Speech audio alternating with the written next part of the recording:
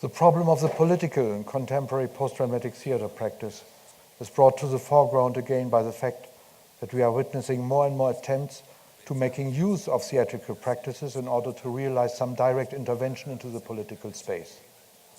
The new social and political mass movements in different parts of the world put the question on the agenda in what ways the development of new creative practices takes place in the context of these movements. It becomes hard to tell the difference between political and aesthetic gestures when photographers make use of their craftsmanship to create a new visibility of unemployed by introducing a blow-up of individual portraits of protesters,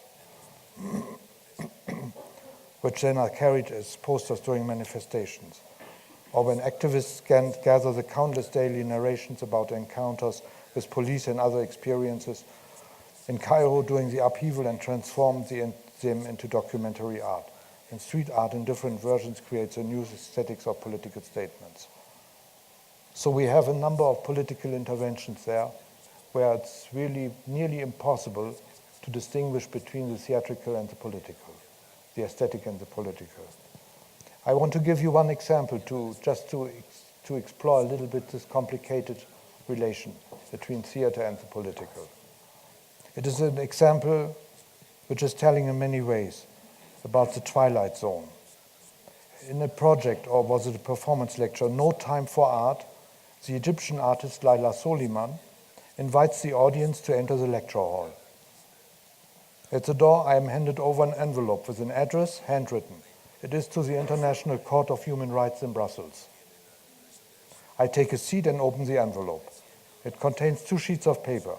On one is written a text in a black frame. I demand a trial for those responsible for the killing of Mina Daniel Ibrahim, age 19, died at Masborough, Cairo on October 9, 2011, by an army bullet to the right corner of his chest, which shattered his right lung and liver and caused intense bleeding. In all these letters it is similar. A name of one of the victims of police violence during the mass demonstration in Cairo is given, some short details are given, as well as a precise date and place.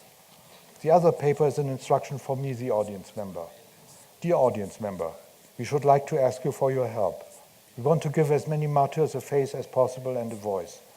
If you are willing to help, please read the following instructions. First, somewhere in the theater, someone will begin to read the name, age, circumstances, and place of death of a martyr in the microphone. Second, the microphone will be passed on, and at one point the microphone will reach you. Third, if you want to, please read the statement, name, and details of the martyr whom you have been given with this letter. 4, after you finish, please give the microphone on to the audience member next to you. If you happen to be at the end of the row, please pass it on to the person in the front row of you. Thank you, No Time for Art team. I sit and wait, then indeed I hear a voice calling for a trial for another person name, then another voice, and so on. When the microphone is handed to me, I read and pass it on. When everybody has had her turn, the artist comments that she will now show some unpublished film documents of the events in Cairo. It is tough material. I find sometimes difficult to watch scenes of the bloody, brutal violence of police against demonstrators. Then it's over. Questions, please. It was an intense moment, but what exactly happens here? The first answer which comes to mind, we passed a certain time honoring the memory of these martyrs of the democracy movement who sacrificed their life for freedom, for democracy, for the attempt to change the society of Egypt for the better. Just reading and hearing the names became an act of awareness and engagement. Second thought, we did not engage in a political or even a judicial act in any pragmatic way. An accusation without concrete name has no legal status whatsoever. And it remains up to me what I do with the letter, which I have before my eyes, with the handwritten address. Shall I post it? We are instead experiencing a moment very strictly of theater. It is about voices, individual voices, in a space where I see and hear. I'm engaged and there's emotion. The process remains without propaganda or even political statement. Reality is there, but I have the chance of an experience with myself.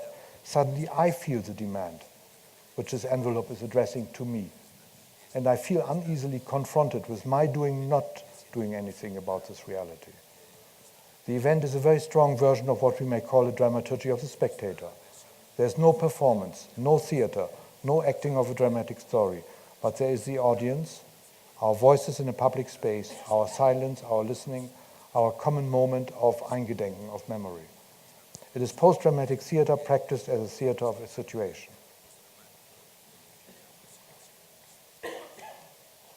It is interesting that I feel today, after many of the hopes connected to the democratic movement have vanished in Egypt for the moment, I wouldn't change anything about the text here,